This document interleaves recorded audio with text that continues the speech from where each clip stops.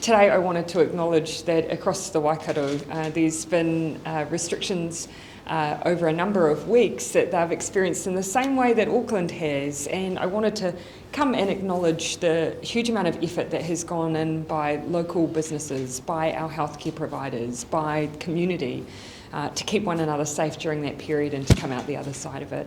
We were very blessed today that the Prime Minister managed to get some time away from Wellington and come and visit us here at Te Kohao Health. And part of that is that she has never been here before. And I think that it is lovely in the way that she gets up close and is able to speak to whānau in a very, very informal way, and that was a blessing today.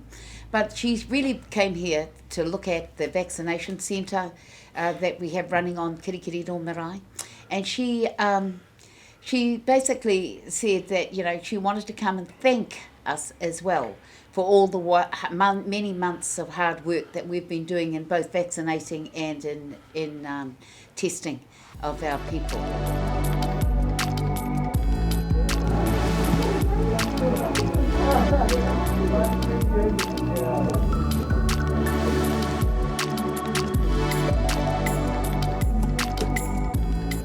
I did speak to her also about the fact that we wanted to have access to the data, and we're still not got that yet. So she thought she would look into that and maybe do something about it so we don't have to keep fighting in the High Court, and also fighting in the Waitangi Tribunal, which is coming up in a couple of weeks. We had a very brief conversation, and clear to me is that we actually share the same goal. And so they have some data, but of course what they're looking for is the ability to know at an individual level, at an individual household level, who is and who isn't vaccinated. And of course that data is held by some but not all. Again, we share the goal to get as many people vaccinated as possible, and between our providers and the Ministry of Health, I'm very keen that we find a way through. There are some who don't want their data provided, but I think we all have an interest in making sure that people are safe.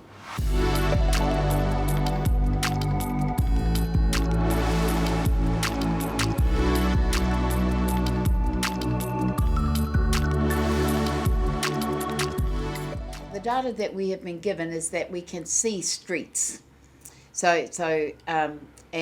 but you don't know where people are living in those streets. So they might say one person here unvaccinated, one person there unvaccinated, but there's no street numbers. So we can't target quickly and more efficiently. Now we've had people knocking on doors and door knocking, Māori providers door knocking. You could be going through hundreds and hundreds of houses and maybe, get, less than 10, people who are going to be vaccinated. We don't know where people are, and it's, lots of providers have got mobiles and they might vaccinate one person or two people and whatnot, so it's always hit and miss.